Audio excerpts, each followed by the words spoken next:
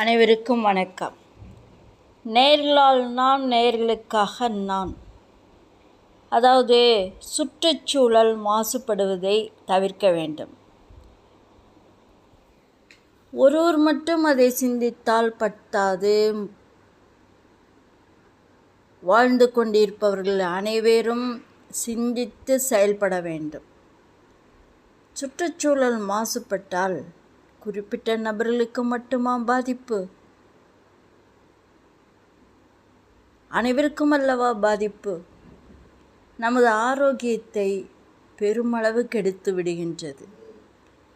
இந்த பிளாஸ்டிக் பொருளானது நிலம், நீரை மாசுபடுத்துகிறது. நிலம், நீரை மாசுபடுத்துகிறது. உடலில் நோய்களை உருவாக்குவதற்கு இதுவும் ஒரு காரணமாகின்றது. இந்த மாசும் இந்த அபாயத்தை புரிந்து கொண்டு மக்கள் விழிப்புணர்வோடு இருக்க வேண்டியது அவசியமாகின்றது. உலக அளவில் எடுத்துக்கொண்டால் பல கோடி பிளாஸ்டிக் பொருட்கள் உற்பத்தி செய்யப்படுகிறது. பயன்படுத்திய பிளாஸ்டிக் பொருட்கள் உடைந்து விட்டால் அதை வெளியில் போடுகிறோம். அதை இந்த குப்பைகளை எடுத்து மறுசுழற்சி செய்து விடுகிறார்கள். இந்த துகள்கள் மூலம்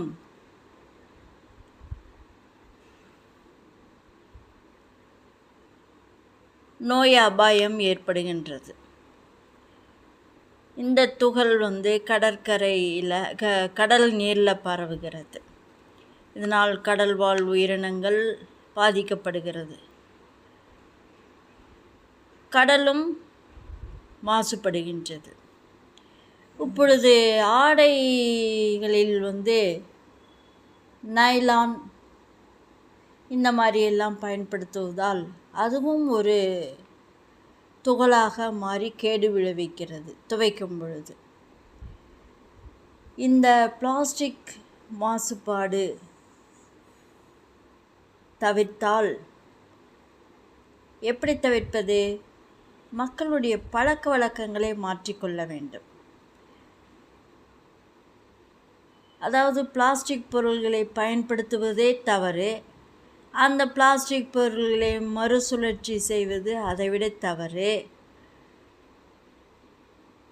அன்றாட செயல்களில் ஒவ்வொருவரும் மாற்றம் செய்தால் சுற்றுச்சூழலை பாதுகாக்கலாம். அப்படி சுற்றுச்சூழலை பாதுகாக்கும் பொழுது நமது உடலில் ஆரோக்கியத்தை பாதுகாக்கலாம். இப்படித்தான் நாம் ஒவ்வொருவரும் எந்த ஒரு நற்செயலையும் கடைபிடிக்க வேண்டும். சுற்றுச்சூழல் மாசுபட்டால் நுரையீரல் கெடும், உயிரிழக்க நேரிடும். எத்தனையோ சமாச்சாரங்கள் இருக்கின்றது. மருத்துவ ரீதியாக பார்த்தோமானால் நாம் ஏன் துன்பப்பட வேண்டும்? தூய்மையாக இருந்துவிட்டு போகலாமே. தங்களிடமிருந்து விடை பெற்றுக்கொள்வது VS ரோமா.